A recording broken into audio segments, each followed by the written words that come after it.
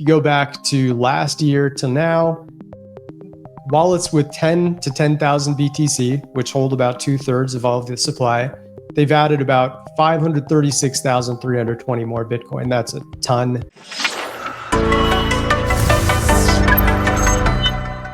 Hey everybody, welcome into the Thinking Crypto podcast.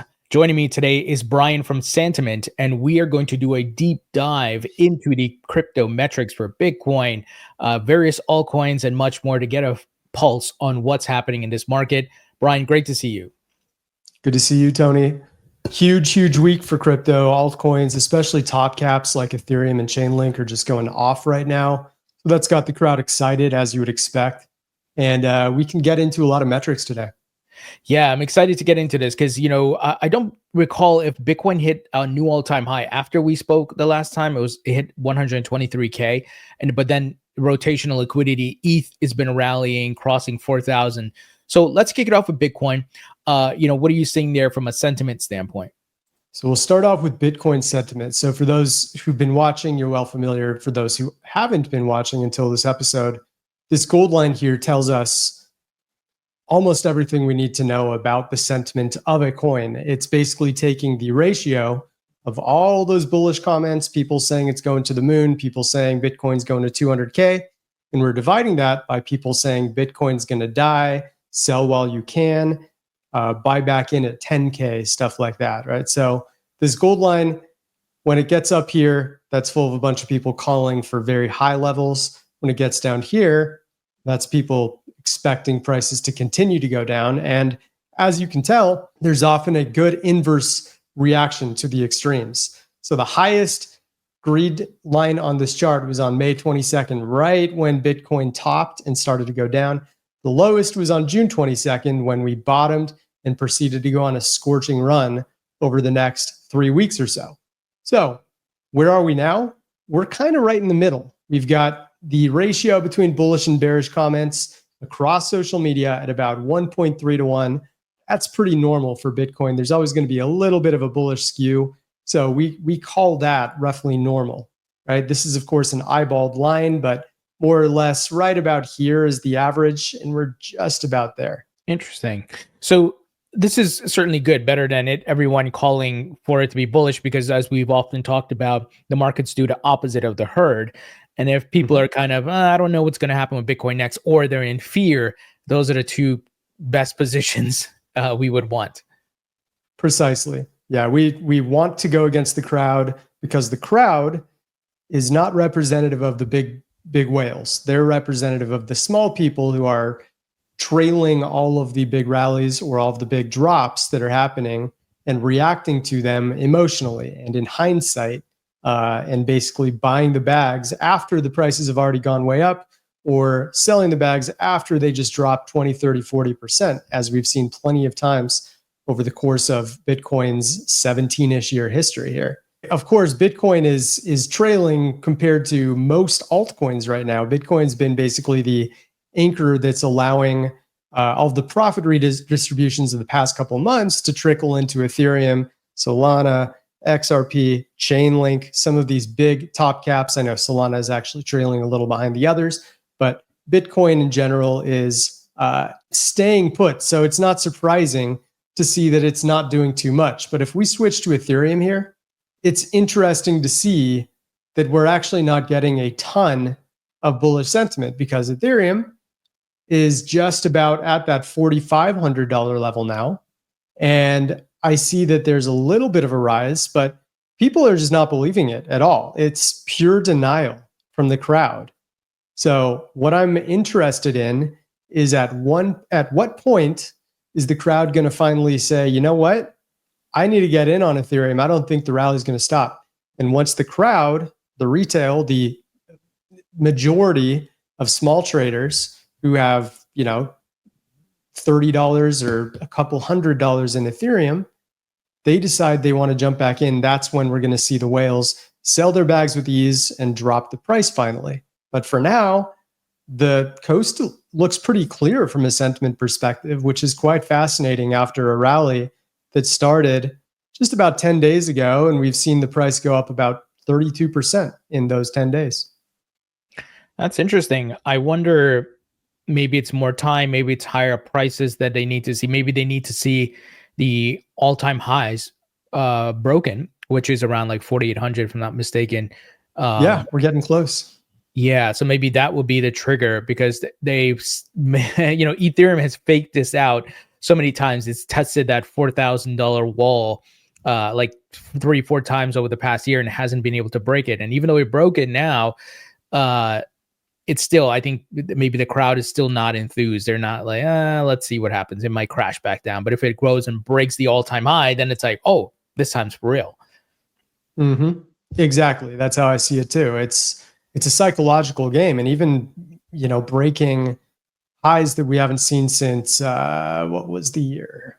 It's funny. Crypto fluctuates so much over time that it's easy to lose track of. Oh, when's the last time it hit this price? There we go. Yeah. So it was basically the end of 2024. And I barely remember this because it was such a short-term visit above 4K. And then we dropped back down. This was kind of the post-Trump celebration when everyone decided that Trump was going to pump all the market caps up to millions and millions of dollars. And that didn't happen, or at least it didn't right away. We saw a big letdown after he was inaugurated, and then it recovered basically. So we've seen basically 4 jumps above 4K, and each of those other 3 times it did quick nosedives back down. So perhaps there's a lot of people, and this is trailing by a week, by the way. That's why it looks below 4K still, because we're way zoomed out. But perhaps I think a lot of the retail traders are so jaded by these past 3 teases that they're just refusing to buy into the hype. Yeah, I think it has to break the all-time high, and then I think then some FOMO is going to start. Can we look at the Bitcoin MVRV? I'm curious what that looks like. All right. So MVRV, as you've mentioned, Tony, it's the average returns of the past 30 days or the past 365 days. So the reason this matters is because crypto is a zero-sum game.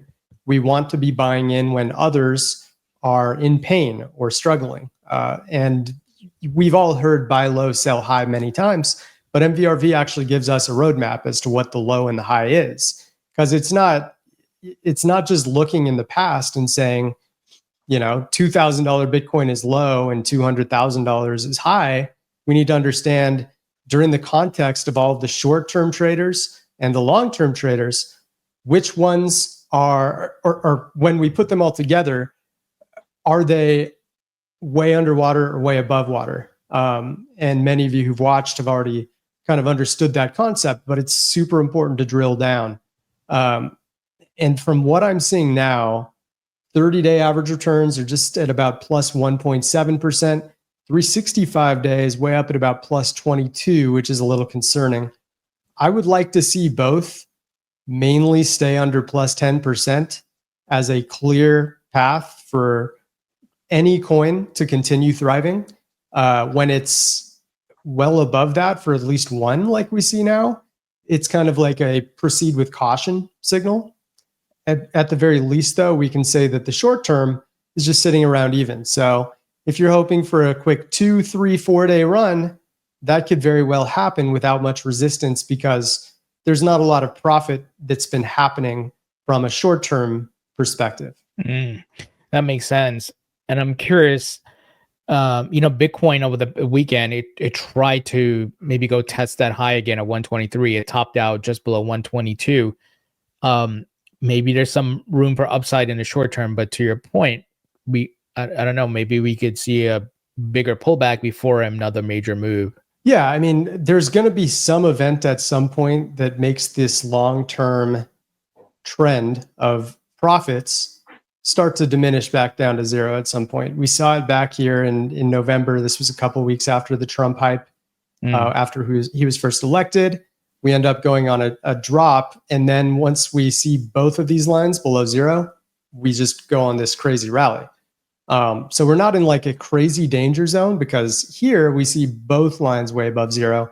Here it's only one, while this one's normal. So not as scary, but we could at least see a little bit of flattening, so that the the time allows the long-term returns to start to settle back down and reset. Got it. What are the whales doing? Are they accumulating? Are they taking profits?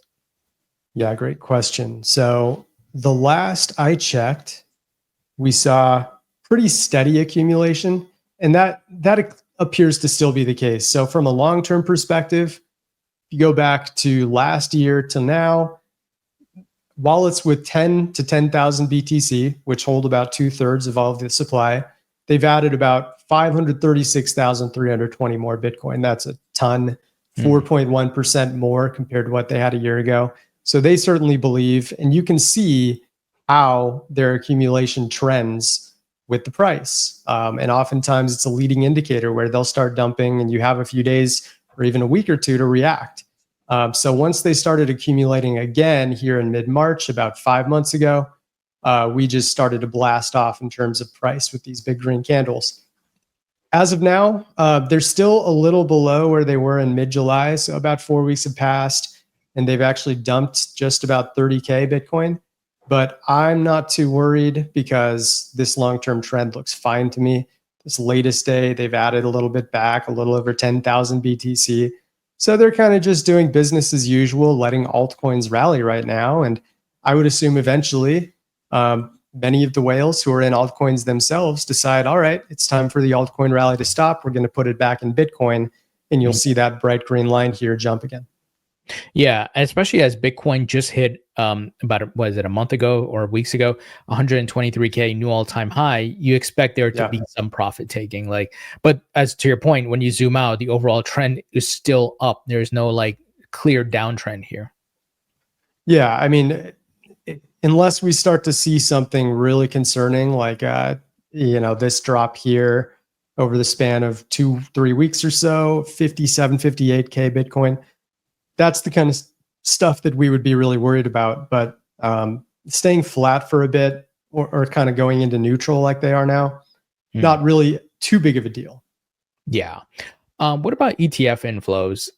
Those sometimes mirror this data, but I know, there's going to be ETFs are kind of these living entities and they have their outflow moments. But overall, I think the trend has been inflows significantly outweigh the outflows. Yeah, it's been interesting. It's been kind of a tale of a couple weeks here. At the turn of the month from July to August, we suddenly saw these drops, big drops actually. This was the biggest outflow day we had seen at least since we have the data starting back in September of last year. So call it about a 1-year high, if not the biggest outflow day we've seen. And you can see how prices dropped along with that. And it does kind of match what we saw on the on-chain side of things we just looked at with the bright green line. So yeah, they had 4 straight days of pretty big outflows. So that was looking dicey. But all of a sudden, about a week ago, they started to pour money back in as usual. And we could see how price quickly reacted to that. Yeah, that definitely makes sense. And I think anytime we hit some major all-time high point, like we did with 123, there's going to be some profit taken. That is normal. That's healthy. People, I mean, I don't know if you had seen the news. One whale, a Satoshi era whale, took profits about a month ago. I think $9 billion. And it's like, we don't know who the person is, but they took profits and it makes sense. I mean, if I had that much Bitcoin and Bitcoin hit a new all-time high and I needed the money right away, I do what I got to do. Yeah, insane numbers. I mean, I think that's the kind of stuff that makes headlines, but in a weird way, it's like an isolated incident. I don't think it's reflective of like dozens or hundreds of key stakeholders kind of taking profit at once. And for all we know, I'm sure the report did its due diligence, but you never know if the whale is just transferring money. Even if it did move stuff to exchanges. What if they're part of the exchange? What if they have some sort of back-end deal going on? You never really know with these things, but I generally just care about like the overall trend of whales right here, or even the ETFs that we're just looking at. Absolutely. I know we looked at the sentiment for Ethereum. Can we look at the MVRV for Ethereum? Yeah, good call, considering how in the news Ethereum has been as of late. So it's obviously been on a scorching run. I'd expect very high profits. We'll see how this. Okay. Yeah. So, like on the short term, anything above plus 15% gets scary. That's just our rule of thumb. There's exceptions where prices can still climb up a little bit more after it crosses, like it has now. It's at about plus 18%. I would say this is even more concerning, though. The average returns of Ethereum traders that have been active in the past year are at plus 56, and we have not seen that high of a number in years, I want to say. Maybe in the late 20, no, it's way surpassed the 2024 rally. So let's say we just go back to 2020 for a minute. And I've got to actually, because we looked at intraday, I've got to switch to a more broad MVRV. Bear with me. Long-term wise, yeah. So in early 2024, when we had that big top, I remember Bitcoin hits 74K or something like that, something around that for the then all-time high. And it carried many altcoins up with it. Ethereum's MVRV got all the way up to plus 83% before it just started to pummel, tease a little bit, pummel again, and then one more tease followed by this huge drop, ending with the tariff stuff kind of bringing in massive fears. But right now it's up high. And the point is, you don't really want to see MVRVs anywhere near like plus 50% or above. And this would concern me from like a math perspective. If you are buying in now, knowing that the average traders that you're competing against are already up 55-ish%, you're doing so at a bigger risk than usual. Doesn't mean prices can't trickle up. We've seen times where it just went scorching despite the high MVRVs for a little bit longer, but there will be a point in which these average trader profits get punished. Yeah, that definitely makes sense. And I wonder if ETH is going to break its all-time high, then have that kind of correction that's needed, a healthy correction, which would be in line with some of these data points. Maybe that's the thing, right? Going back to our theme earlier of retail is not really excited about this move yet. I guess they're waiting for the all-time high to break. Yeah. I mean, Ethereum's existed publicly for trading a little over 10 years now. Just had its 10th birthday a couple weeks ago, actually. And it's still as sentiment driven as ever. And when you see psychological supports or resistances get broken, like 4K, like it did a couple days ago, or breaks the potential all-time high in the next week or so, which many are hoping for, that can be the sign where it suddenly makes headlines and you see it on, you know, television and Jim Cramer talking about it and telling everyone it's time to buy. And people who trust Jim Cramer, you know, I don't know why they still would, because he's like memed to oblivion as being a counter signal these days. But people who want to follow his advice, they can very well just create the top and we see a big drop. But of course, it all goes back to Bitcoin a little bit. And if Bitcoin stays afloat and keeps climbing itself, the damage will be limited for Ethereum and every other altcoin under the sun. Yeah, absolutely. Let's look at XRP, similar metrics, sentiment, and MVRV as well. XRP, we can probably zoom in a little bit. So it had extreme MVRV. Like XRP goes on such monumental runs followed by big collapses, much more so than Bitcoin and Ethereum. But this latest one is definitely generating some hype. We'll just zoom into the last 6 months here. So MVRV is not quite as scary as Ethereum, but it's close. Plus 42% is still quite high. This is telling me that you should proceed with caution, not because XRP isn't a great long-term investment. I have no opinions of that. I don't own crypto, but is in terms of short-term volatility, be a little careful when you see a number this high. Yeah, that definitely makes sense. And maybe, I don't know, maybe XRP is going to bleed a bit before it rallies again, so that these metrics and data points are in alignment to what we're talking about. So I guess we'll have to wait and see. Exactly.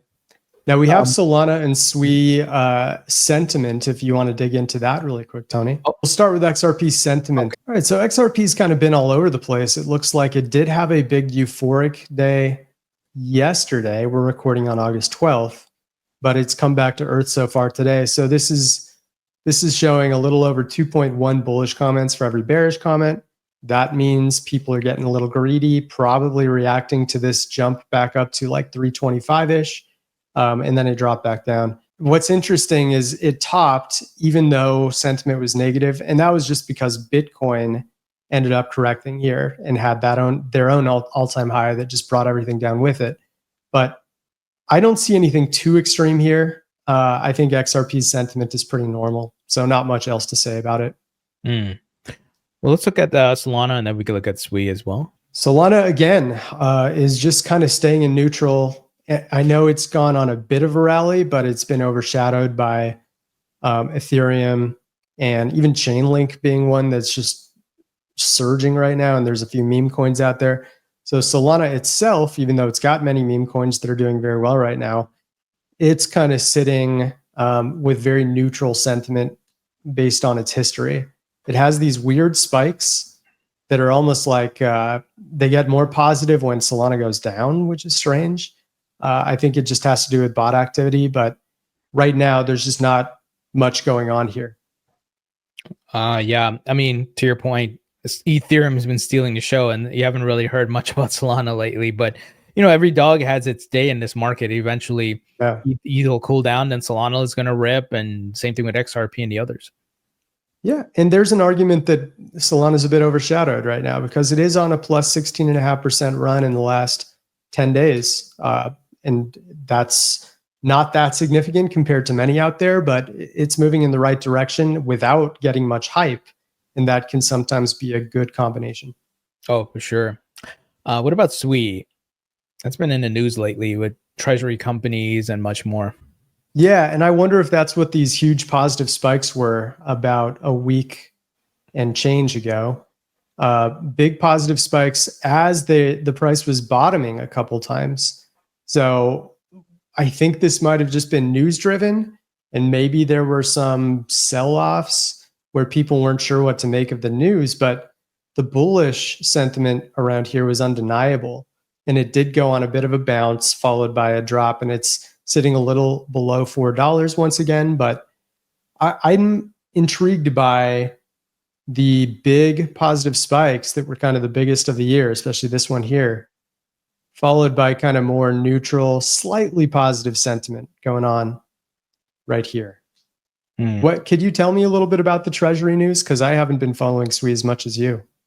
Yeah, there's been a couple of publicly traded companies who decide to go the crypto treasury route, and they're using Sui. And there have been multiple news announcements. I think one just from yesterday I covered on the news podcast of they're buying like $20 million more of Sui.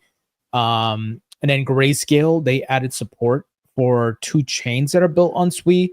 So there's been, some like adoption news, things that are making headlines. So I think these spikes are definitely headline driven. Yeah, they must be. I mean, you don't usually see these big euphoric spikes as a price is plummeting. So it had to have been related to what you're referring to there. Yeah, absolutely. And I think that's probably a good summary in terms of where we're at in the markets. I think, we're on a heater right now, and many people know we're on a heater. Crypto's getting more national headlines than they usually do. Anytime we see a run like this, that's pretty much the status quo. But I'll be interested to see, especially Ethereum right now, which is driving kind of the biggest mainstream reports. If it breaks that 4,800 all-time high, how quickly are people going to try to jump on the bandwagon? Because if they do it fast, that's when we plummet quickly. And as pro crypto people, we hope that doesn't happen. Yeah. Well, I'm hoping, Brian, we get another major rally this month. Maybe things bottom out before we go. But ETH has been kind of leading the charge, and what we've seen historically is altcoins. The altcoin market generally follows ETH. So let's see what happens. Maybe things get really overheated, and then they go to a local top this month, cool down in September, then another major rally come early Q4. I don't know, but we'll see. But yeah, that's viable for sure. Yeah, we're hoping for higher prices, man. Fingers crossed. Good stuff, Brian. Thank you, and looking forward to our next chat. Thanks, Tony. Really appreciate it, man.